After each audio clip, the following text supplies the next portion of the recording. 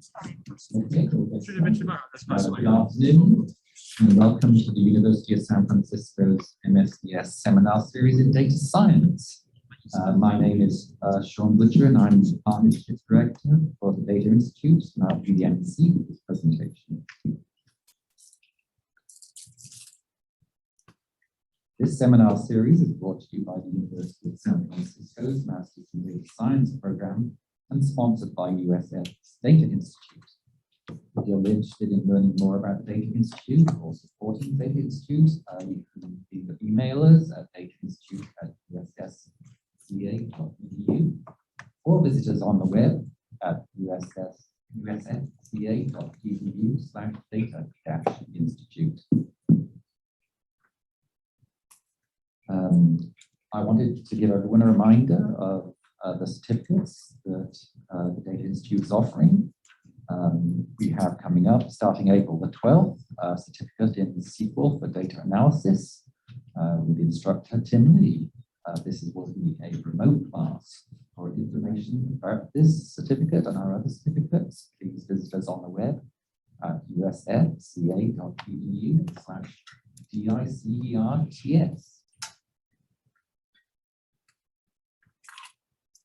Today, I am pleased to welcome Victor Palacios and Corey Weisinger. They're both data scientists at KNIME. Victor is also a graduate of the MSDS program.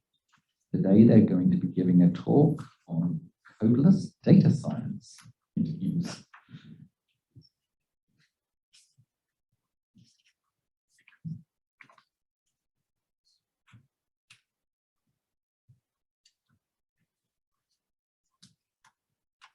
Thank you.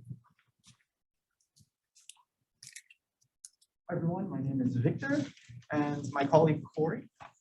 I will be handling the main portion of the presentation and Corey will be handling the Q&A session, which will come afterwards.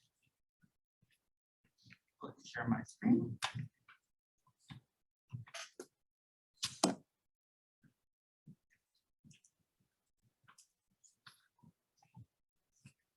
All right, so we are here today for codeless data science interviews. That is, I want to introduce you to what KNIME is. It is a codeless or low-code data science tool.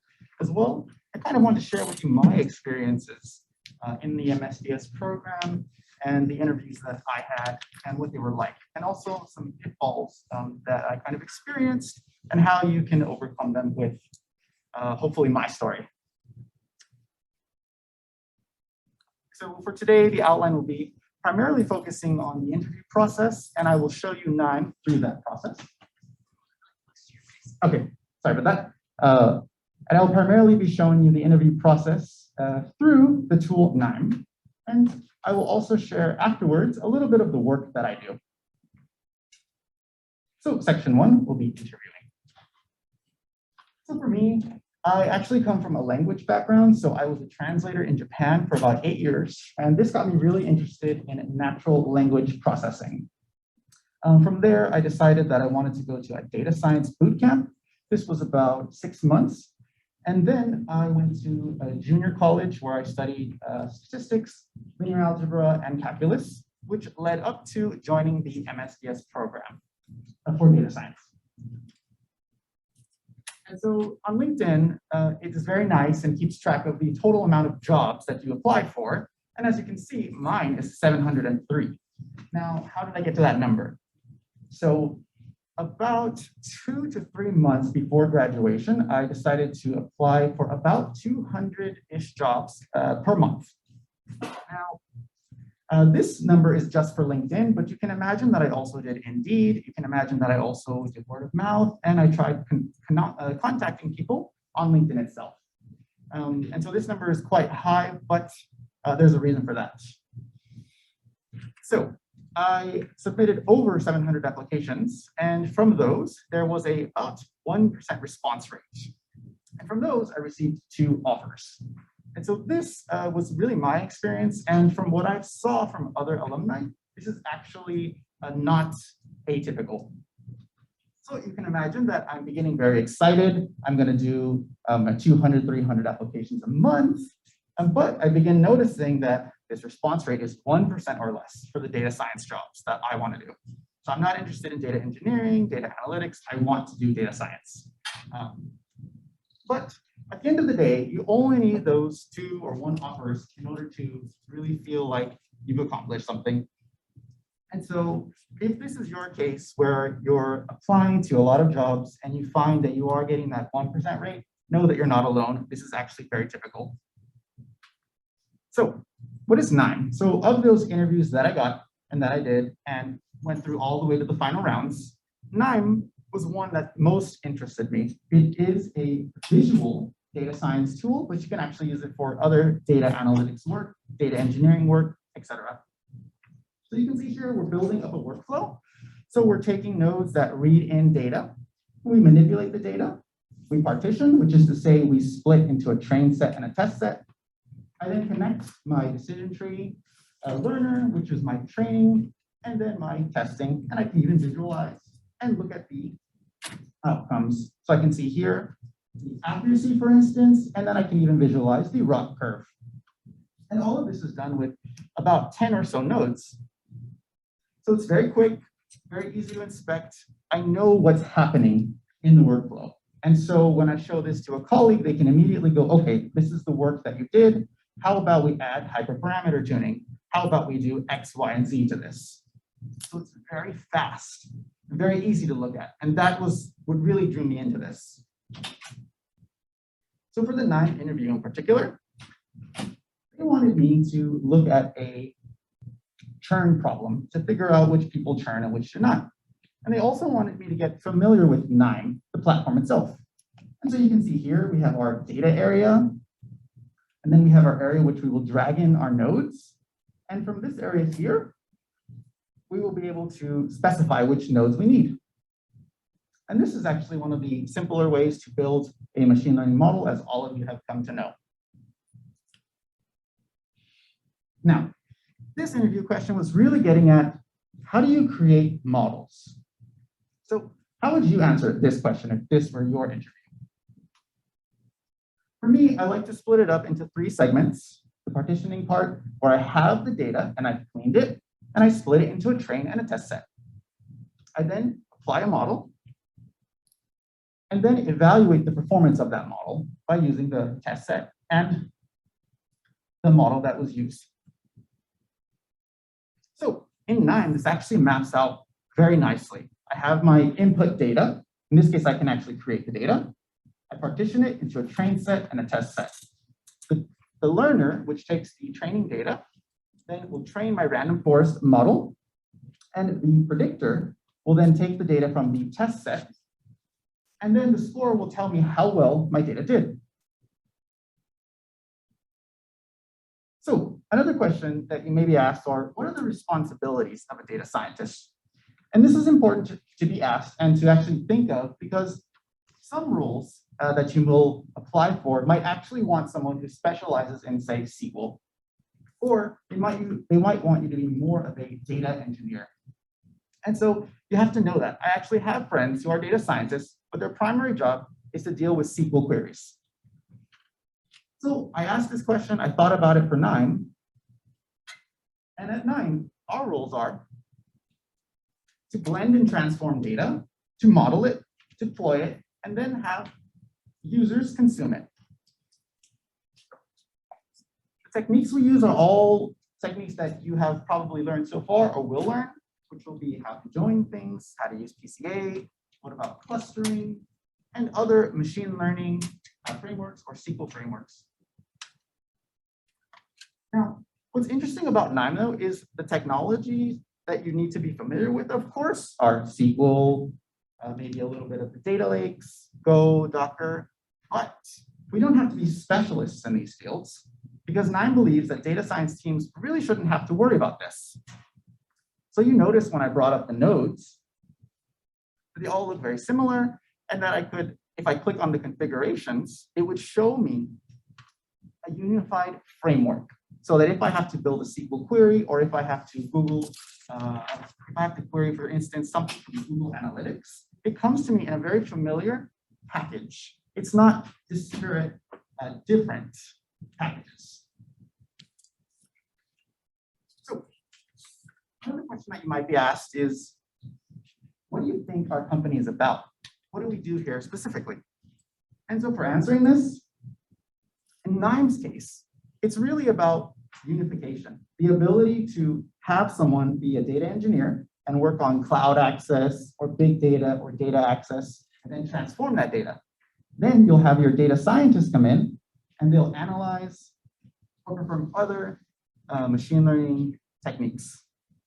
Then you can have your data analysts or your business analysts or something come in and they will visualize the data for you. Afterwards, you can get either the company or your data scientists to deploy. And so KNIME is really about putting everything together in one framework to have the business analysts work with the data scientists, working with the data engineers, all on a single platform. Now, I have been showing you nothing but the no code or the codeless nodes, but there are in fact nodes which allow us to use code. For instance, here we can see Python nodes and also deep learning nodes. So for instance, tomorrow there is a brand new package that comes out and you want to use it right away, but KNIME does not yet have access to it. Well, if you know the code, you can actually put it into KNIME. And so this goes back to the unification. I'm not just limited to the codeless KNIME framework. I'm actually able to put in code if I desire. So you can see here what happens when we unify everything. I have up here scoring metrics, graph curve, and I can choose between different algorithms. So for instance, the gradient boosted trees, naive Bayes, logistic regression, and I can click on them interactively. So I could have the data engineer deal with the data, blend it all together. I can have the data scientist build the algorithms, and then I could have visualization specialists build an interactive dashboard all in KNIME. So another question you're going to commonly be asked is, why do you want to work for us? What brings you to this specific company? For me, it's one image, and it's a runner. It's speed. KNIME is rapid prototyping. It's the ability to take data and immediately put down a few nodes and get to some endpoint to model the data quickly. It's also about self-documentation and organization. It's a very clean and easy way to look at a framework. I can give this to a colleague. They can figure out if I've made mistakes at a glance. And it's free and open source. So if you wanted to use the KNIME Analytics platform today, you could just download it and you'd be able to use what I've shown so far. So another question to ask yourself is, what is the ecosystem of the company that you'll be joining? And this is actually, I think, a great question for asking in an interview. You know, at that end, they'll say, do you have any questions for us? You never want to leave these blank. You always want to say, yes, I have 1 or 2 questions for you. And one of them could be about the ecosystem. Who do they work with? What do they do? So for KNIME's ecosystem, for instance, they actually have a forum where people can go and ask questions. So it's kind of like Stack Overflow, specifically built for KNIME. They also have a hub, like GitHub, where you can go and check out other people's work. What haven't they done? Because most of the time, what you're going to find is that if you have a question, someone else has probably had the same question. So for instance, if I look up deep learning, I'll find 1,805 results, and some of them will say semantic segmentation, deep learning, with training MNIST or Inception, for instance. Now, they also have tutorials or blogs where they'll walk you through a concept and show you how to do it in KNIME. So just in case that the KNIME Hub is not enough for you, you can actually go ahead and learn about these topics. There's even YouTube videos specifically teaching you how to use the nodes. And KNIME partners with big players like AWS. So for me personally, when I saw all of this data, I knew that this was a serious company, that what they were doing was data science focused, and that's what I wanted to do. You can even see they have textbooks, for instance, on deep learning. And so if you wanted to build a codeless deep learning system, you could do that. And one thing that really interested me was their customer solution pages to see how their customers were using KNIME. And not only that, but who were their customers. This really interested me. So at the end of the day, I knew KNIME had a lot to offer.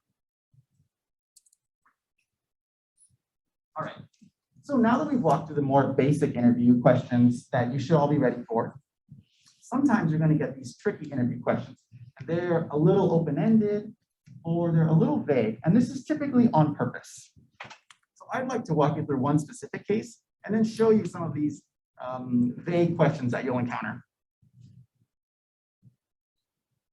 So the question might start off with, how do you perform data quality checks? And you're talking to the interviewer and you decide that the question is a tiny bit vague. You want to know exactly what they're trying to get at. And this is really important skill for data scientists. You need to be able to really dive deep into what the interviewer wants from you. Sometimes you might think the interviewer is asking me A, but actually they're asking me B. So being able to parse out what the interviewer wants or what the business partner wants is a very important data science skill. So after asking and going back and forth with this person, I figure out that actually what they want to talk about is outliers. So I say, okay, let's talk about outliers. To begin this question, you have to start with a common ground. You have to define what it means to be an outlier. And so we can say, generally speaking, it's a point that differs very much from the group or from the other data points, such that it's a little bit special. Now, how do we define that specialness? So there are 3 techniques that we can use to spot these outliers and then define what it means to be an outlier. So we can use visualization techniques, statistics, and machine learning. Whenever you're asked a question in a data science interview, try to be as broad as possible. Do not go into details. This was my #1 pitfall. I would start with A, and then I would lead on, and this usually hurt me in my interviews. So we start broad, and then we go specifically. Say, for instance, in the visualizations, I might do bar charts, histograms, box plots, or scatter plots. And we can spot, in this case, easily where the outline points are. Now, once you're able to talk about the pros, you should also be able to talk about the cons of the question. So in this case, visualizations are aesthetically pleasing, and the outliers can be easy to spot and understand. However, there is a manual checking that goes on here. There's a manual selection once you have decided what you think is an outlier. And what's more is that typically for visualizations, you're only looking at 1 or 2 dimensions. You can, of course, go for 3-dimensional visualizations, but they usually don't add too much, and they're difficult for people to parse. So I would stick to 1 or 2 dimensions on each of your visualizations. Now, we talked about the fact that this is a manual process. It's a rote process that you'll have to repeat. And we as data scientists don't like that. So we want to automate this process. So how do we do that? Well, this goes nicely into what I talked about earlier, but there were 3 techniques: visualization, machine learning, and statistics. So let's move on to the statistics part. For statistics, I can say that I know 2 techniques for detecting outliers. The first technique is the IQR. Now, I could begin talking about it and giving each of the explanations for what the steps mean, but don't go into specifics unless you're asked. So we say the IQR is one technique I know, and the recruiter or the person interviewing us doesn't say anything else. We can move on if we so choose, or we can ask, would you like me to explain this further? They say, no, that's enough. So you say, okay, I know about the Z-score technique as well. Now here they stop you. They'd actually like you to explain this one in a little bit of depth. So you say, okay, I convert my points into Z-scores. I then define some threshold. This is typically 2.5 or 3, etc. And then I say, if the absolute value of that score is above the threshold, it is an outlier. All right, great. I've kept it simple and quick and easy, and the interview is happy with this. So now we summarize. Always summarize when we're talking about big concepts. This was another thing that I learned while I was doing my interviews. So the summary for the statistical approaches would be an extraction of outliers is automated, and it's not so difficult to understand. But the cons would be that you may need to know some statistics, and you may have to force your data into a Gaussian or a normal distribution, depending on the technique that you're using. But again, for the techniques that I've shown, we're only looking at one dimension at a time. So what's the pitfall of only looking at one dimension at a time?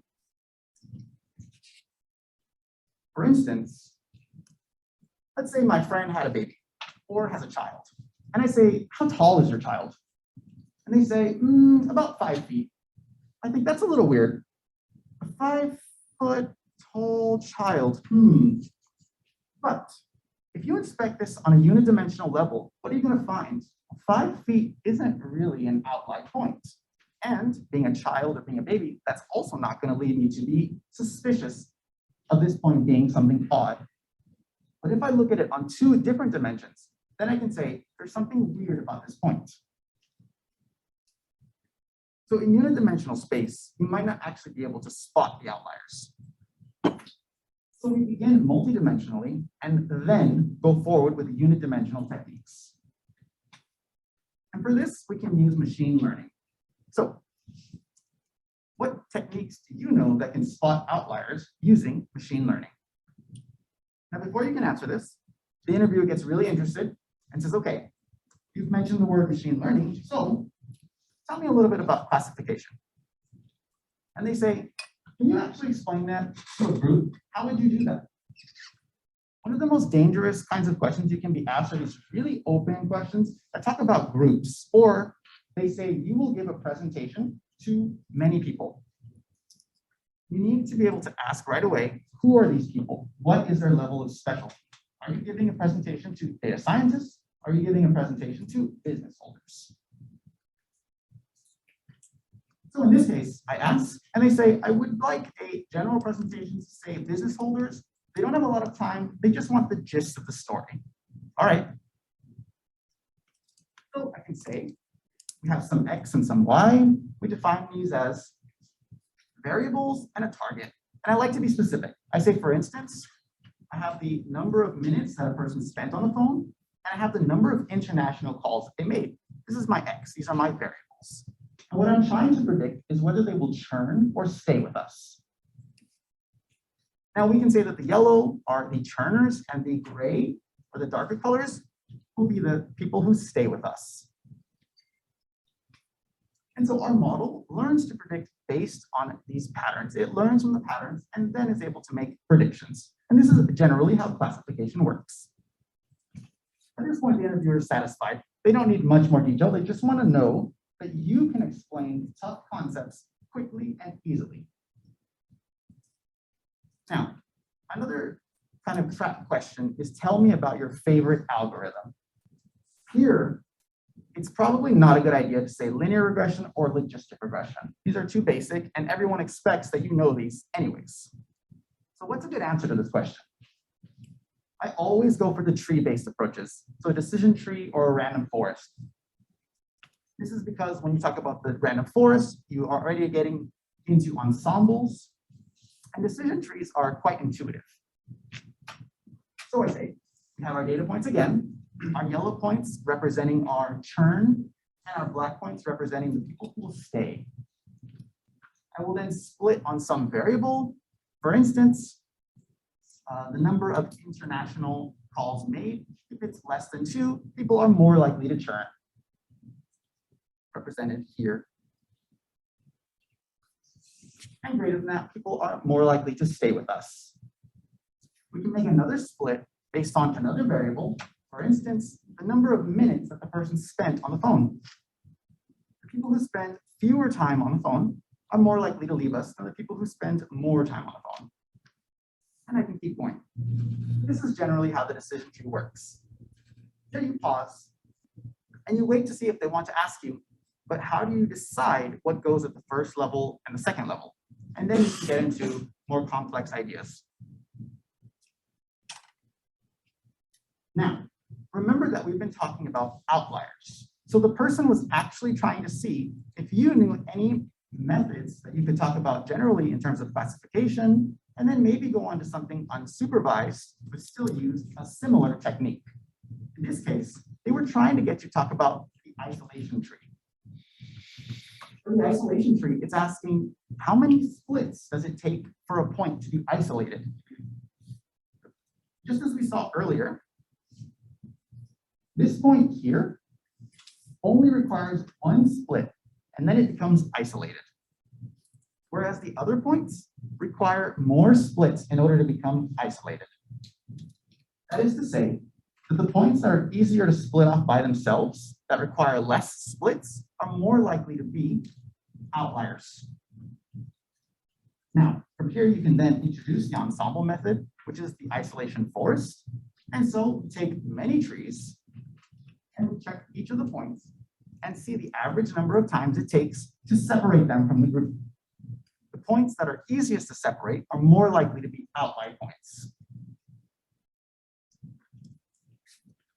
So now that you've talked a little bit about the supervised technique of decision trees, they might then switch and say, okay, tell me about unsupervised techniques. Tell me about clustering. And remember that we're talking about outliers. And that's our main focus.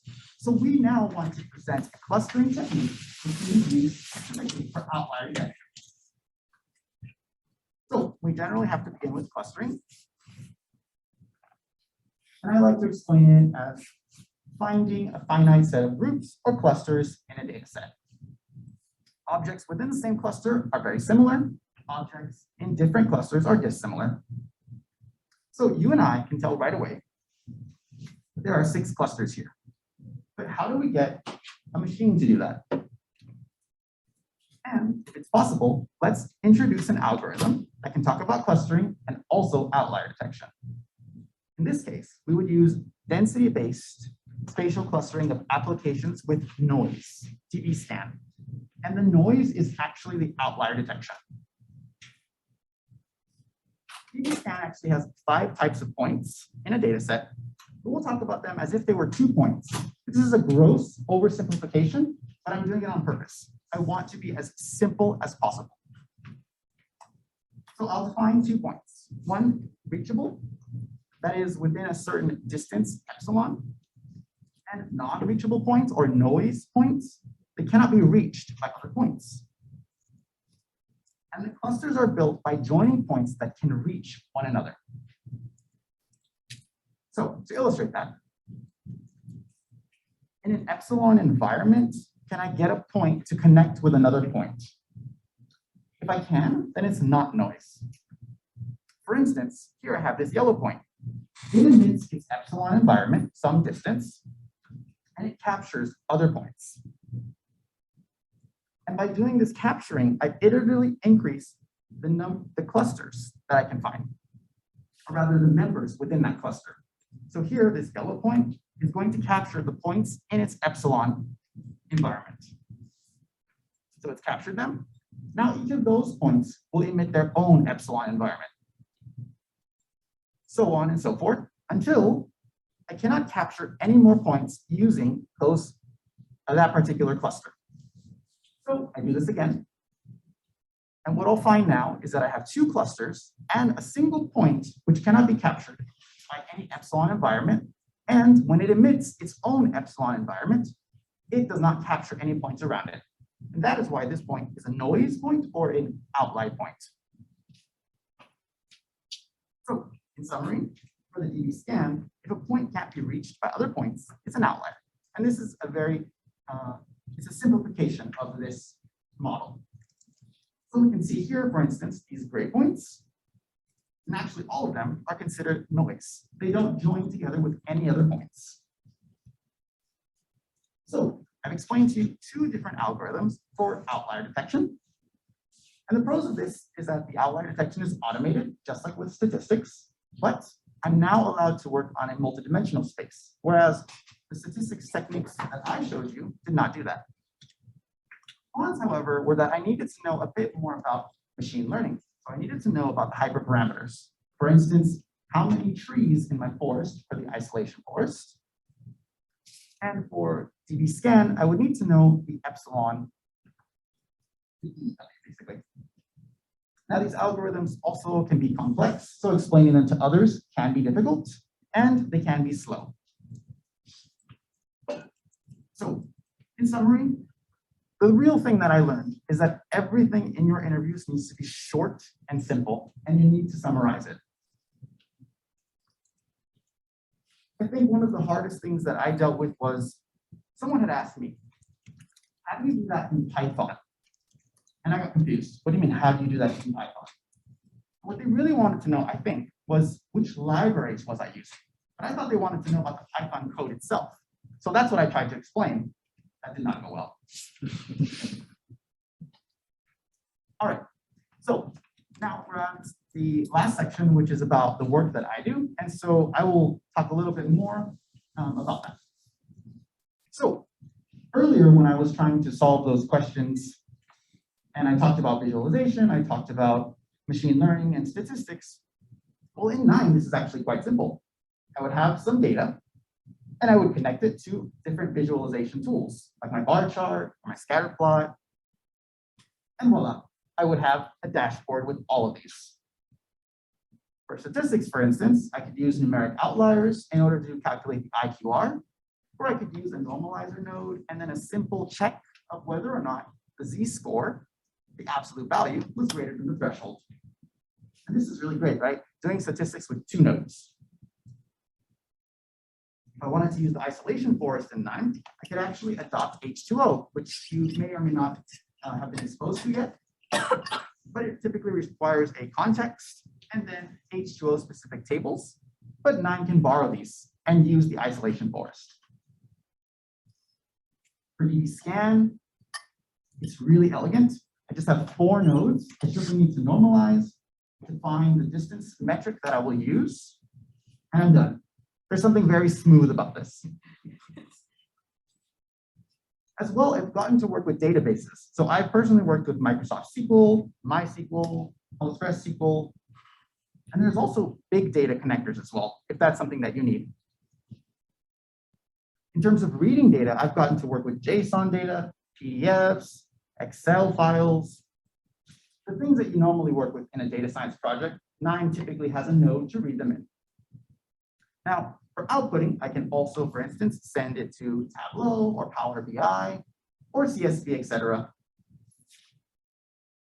In terms of authentication nodes, for instance, I've worked with Google Analytics, which I believe you'll be working on this semester. And also you can see here we have Amazon S3 connectors, if that is something that you use in your work.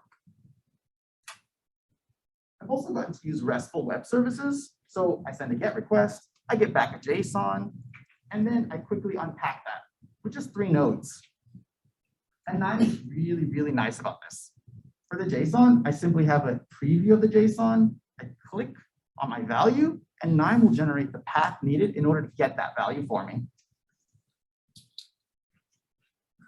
Other projects that I've worked on, for instance, take in links, and then I'm able to output the entire web page into KNIME and then scrape the data that I need from there. This is actually a little bit complex as well. I had to, for instance, make a loop in KNIME. I had to do a try and an except in KNIME. This is called try and catch. And I had to make sure that my web scraping was working the way I wanted it to. And at the end of the day, I was able to build a static dashboard. But you can see what seems quite complex in KNIME, it's made very simple. And if I want to do something interactive, I can do that too. For instance, here you can see I'm switching between a histogram, the actual table, and then, for instance, some notes that I'd like to write. Notice, though, that I only needed about 7 nodes in order to make an interactive dashboard.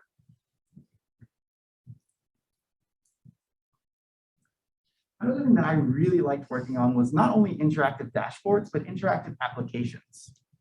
So I wanted something that a user could simply click on and choose the columns that they were interested in, write some regex, and then see what happened. What expression were they able to capture by looking at the original text in case they need to check whether or not their regex is working. And so for me, if there's one thing that I really want to say today, it's that KNIME is about rapid prototyping. It's about speed. It's about getting from point 0 to my end. And in terms of the interview, it really is a slow and steady job. You should be sending out lots of applications, and I believe you'll be graduating in about 2 months or so, 2 or 3 months. So I would start now, personally, and try to hit some large mark like 100. This really is a numbers game. Thank you so much for listening. If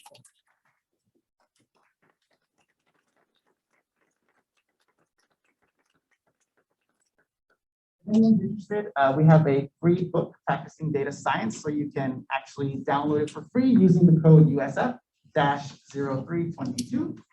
And if you have any questions or want to get in contact with us, you can email us at education@knime.com or join our meetup group. Thank you.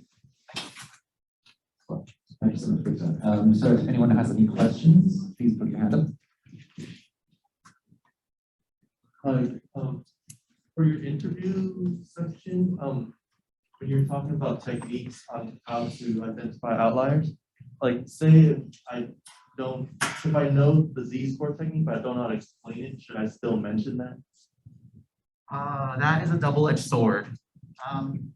So some interviewers simply want to know whether or not you know of the technique, and that's enough. For me personally, that's enough. If someone can name 2 or 3 techniques, I'm happy with that because the details anyone can look up. But I'm not going to personally drill into it. However, in the final interviews, anything that you mentioned is fair game to drill in really hard. So if it's the beginning of your interviews, I would say go ahead and mention them. But if you're in more of the final rounds, be careful because in those interviews, they'll typically say, okay, explain that technique. And then they'll get you to go as far as you can go before you say either something that doesn't make sense, in which case you're gone. Now you're no longer part of the interview, right? Or you stop and you admit that you don't know that you can go any further, and actually that can be to your benefit. So that's how I would answer that.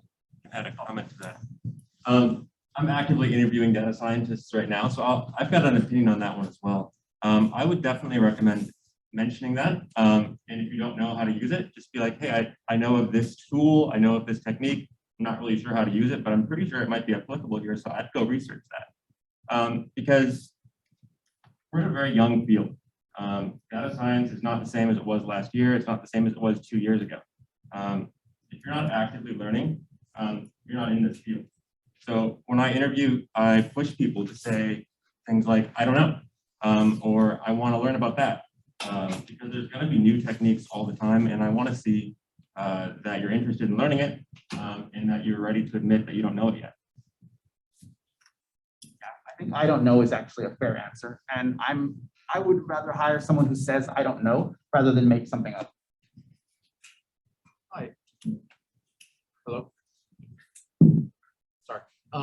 For the interview part, I think the presentation is very structured, but I noticed when I was put on the spot during the interview, some of my answer is not very structured. Even though I know the answer, I can't my mind flow at that moment just not very structured. So, from your personal experience, were you the same, and how do you have any tips on that? Yeah, so I'll start and then I'll let Corey go.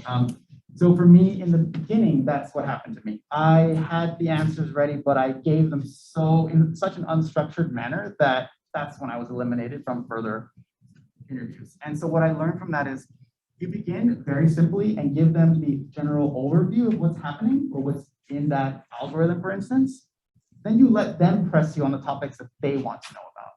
And so try as best as possible to keep your answers within 20 to 30 seconds and then stop talking and see if they want to press you on that, or if they're just like, okay, I just wanted to know if you knew about it. That was my number one thing that I learned from interviewing.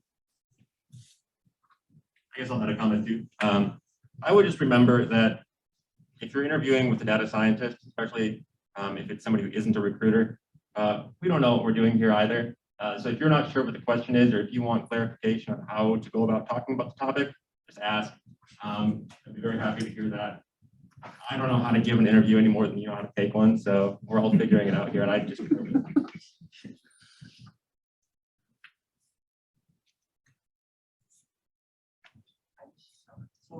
When you look at a resume, What makes you go, okay,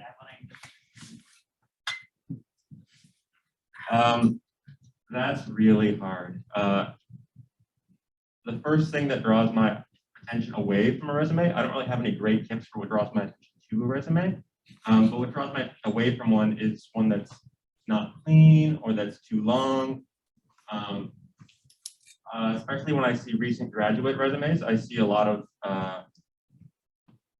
talk about recent projects, and sometimes those feel a little overglorified. I will say. So I would just try to be as honest as possible and don't make it a 4-page resume unless you've got a decade of work experience in different kinds of fields as well. So short and sweet. I want to be able to read it quickly. I want to know what kinds of tools you have experience with, what kinds of projects you have experience with, and if that lines up with what I do, then I'll talk. Yeah, for me personally, keep it within 1 page, your resume, and if it's possible that there are key things that you want to highlight, bold them. Hi, I have a question right here. So I have 2 questions actually. First question is at KNIME as a data scientist, what your role is? Is it like creating a new node to keep up with the date, or what's your role? And also the second question is, I know KNIME is used a lot in the research area, and I'm just wondering like how good KNIME is with deployment of model, especially when it comes to like production model, like scalability, things like that. Okay, so I can answer the first question and then I'll let Corey handle the second question. So for the first question, we are on the same team, but we do different things. I personally teach often, and I build courses where people can learn about KNIME and about machine learning. The nodes themselves, I do not create. Those are left to our software engineers. And just a little bit about what I do at KNIME. Our team focuses a lot on educational purposes, but I focus a lot on like time series analysis, forecasting, and signal analytics. So I also build a lot of tools that enable the KNIME users to do those things more easily. So I do a lot of building and a lot of writing on those new tools. And I believe the second question was about how KNIME handles deployment. So we have a secondary software called KNIME Server, and this is kind of where all the deployment happens. If you're in academics, then we have free versions of those softwares that are typically given out to professors or researchers or educational groups like that. And those make it very easy to deploy models, because when we push our models to the KNIME server, they just automatically have REST endpoints built for them, and I can reach out to those endpoints from whatever tool I want. So it embeds very easily into other applications, especially Python, because we have a KNIME Python package that just kind of even structures those API requests for you. Hey guys, I have 2 quick questions. One is, what was that book code again? And then the second one, this has to do, I guess, with your philosophy and resume, since you guys look at so many of them. So how do I say this? How much should we tailor our past experience, or how much should we leave out? So for instance, if I do a job that in the past was not a data science job, but there were a few elements of data manipulation, automation, things like that, and I only leave those 2 bullet points, even though that was like maybe 5% of what I did in my role. Would you like to see the other stuff as well, or would you rather just see like what's relevant, strip it down? I think it's acceptable to tailor those bullet points. I wouldn't go overboard, because there's a good chance to be sending a lot of these. So if you're comfortable putting in that extra effort to tailor those things, I would say go ahead. It's not going to hurt you for sure. But I think a general resume is usually enough. But if you're applying for data science positions that are kind of really different from each other, then maybe you do have a couple different ones. I'll give an example too. I taught mathematics when I was in university for 4 years. Not typically something I keep on my resume, but when I was interviewing for KNIME, that was something I wanted to highlight because a fair portion of my role here is education. So the fact that I had 4 years of presenting and teaching experience was helpful here. So if you've got some niche experiences that you think might be key to the position you're applying for, go ahead and add those. But if we're just talking about kind of generalist, data science, data analyst, background stuff, just pick your favorites and put them on there. I think you can just use that all the time. Yeah, so I actually have something similar to this. So there was a project that I worked on and it had time series data, but I wasn't actually doing any time series analysis. I wrote time series and the company thought that I was an expert in time series analysis. So be very careful with any of the terms that you use. So you said it's like 5% or 10% 5 or 10% of the automation or machine learning. And so be prepared to be grilled on that. And so when they discover that it's only 5 to 10%, and they kind of give you that look like, oh, you were kind of BSing on the resume, this can actually work against you. So be very careful with that. Just be prepared that if you write any bullet point, that you can discuss that bullet point for 5 to 10 minutes and be very clear about what it is that you did versus what it is that your teammates did or what your organization overall did. Don't conflate the two where you say, we did this, and then the interviewer thinks that's what you did. That can be a problem. The other one was the book code is USF-0322. And so my question is related to the last question. So if we don't have a previous work experience on data science, or maybe if I talk about myself, I have a bit of SQL experience, but no data science. So should we mention at all like our past experience, or should we focus more on what we are doing at USF? So my resume, I had 8 years of experience in industry translating. I had none of that on my resume, all white, because it wasn't relevant. Now, if I was applying for a translation or NLP usage position, then I would put that on there. In your case, you're saying SQL, that's relevant for data science. If you know that that is a relevant, useful tool that you will almost always use, almost all data scientists need some SQL experience, so I would keep that. And one last question. So on average currently, how many interviews are going on? I mean, how many rounds of interviews does a company have? So this depends on the company. For instance, mine, I believe I had 5 to 6 interviews for a single company. And this actually happened to me multiple times where I had many interviews. Other companies will hire you after 2 interviews. So it really depends on the company.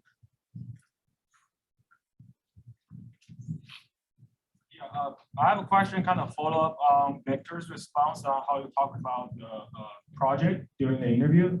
Corey, feel free to chime in as well. I kind of do that for like tailor the overview towards the kind of the audience can kind of like listen to. So for like recruiter, I will probably focus on more like a business impact.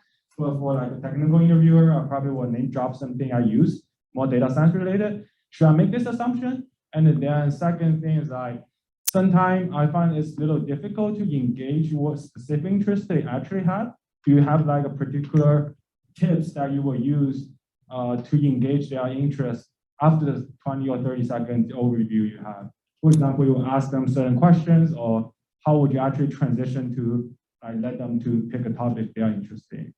Yeah. I'll start by commenting on the part about the recruiter. I would just, when you're doing a phone screening with a recruiter, just be friendly. Even at KNIME, and we're probably 50% data scientists proper at the company, our recruiters are not. They just want to see that you're a reasonable, sane person who can hold a reasonably intelligent conversation with them. If you want to talk about your projects with them, definitely do. But yeah, that's kind of the purpose of a recruiter phone screening call. And that's why sometimes at KNIME we kind of skip that and do a phone screen with a data scientist. So yeah, just know who you're talking to and don't worry too much about the recruiter. The second part of the question was about how to know what to talk about, right? Ask. I think that's a really general comment.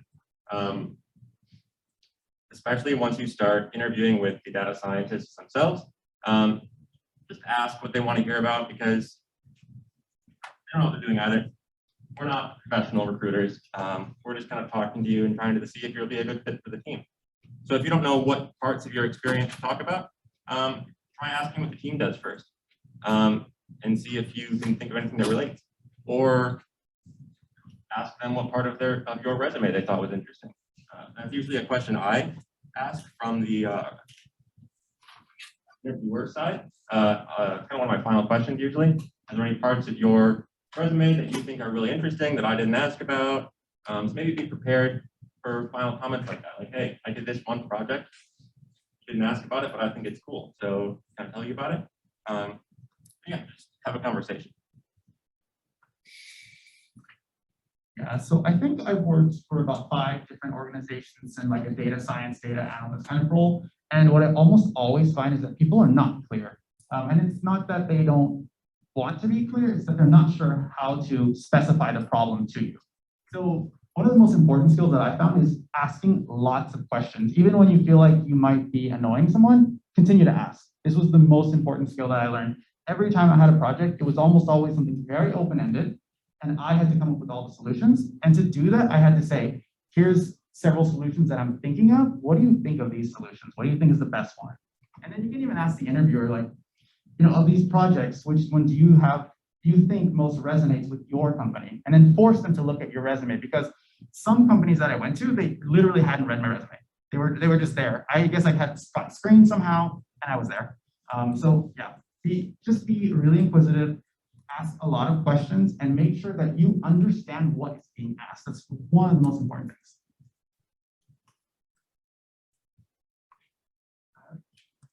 Interview part. How often do data scientist interviews involve data structures and algorithms or problems? And if so, like, what are the different topics we need to focus on? Sorry, could you repeat that one more time? So how often do data scientist interviews have data structures and algorithm related questions? Data structure and algorithm questions, like how often do you get? Okay. Yeah, and then I'll talk about my experience. Yeah, so I think the question was, how often as an interviewer do I ask questions about specific algorithms? I don't think I've ever sat down and said to somebody, explain to me how a decision tree model is fit. I do ask a very similar question, and that's, I want you to pick a model and tell me how the training algorithm works. And that's a question that really weeds out a lot of candidates when I'm interviewing, actually. One of my favorite ones to ask once I get to the technical phase. I find a lot of candidates will get to that point and they'll talk about a decision tree, and the summary of their response will be something like import scikit-learn run model.fit. And that's fine, that's how we do it, but that's not the question. Being a data scientist is about a lot more than running a Python package. I need to know that even if a candidate doesn't know all these algorithms, they understand and appreciate that there's quite a bit of mathematical rigor that lies behind a lot of these things. And you need to know about those if you're going to deploy a model, especially because there's going to be pitfalls. There's going to be types of models that you don't want to use in certain situations because things could explode and you might not expect it to happen that way. So that's kind of the takeaway there. Don't worry about knowing every algorithm, but appreciate that there are specifics. And if somebody asks you something like that, be like, I'm not sure, but can I explain a different one? That might be an approach I'd try.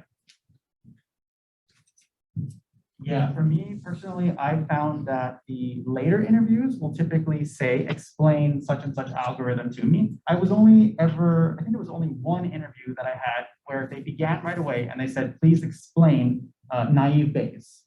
And I only knew the general steps to it. I didn't know how to explain it in depth. And so personally, I found that linear regression, logistic regression, you may be asked, for instance, why don't we use linear regression for a logistic regression problem? Why don't I use linear regression to do classification? You should be able to answer that easily. The next one would be, so those two models. The next one is decision tree. You should know decision tree and random forest like the back of your hand. You should be able to explain those in full depth. So I know how to build a decision tree. I know how it makes its choices. in my interview, I think we went as far as to like, please explain Gini impurity. And so you can get actually that far. So those four, k-means is also one of the top, and naive Bayes just at one time, but I would assume that it comes up more often. So those 6 algorithms, linear, logistic, decision tree, random forest, k-means, and naive Bayes. Know those like the back of your hand. And I would say other things like gradient boosting or some other new algorithm, I wouldn't go into specifics of that. Okay, doesn't look like we have any more questions. Can we have another round of applause?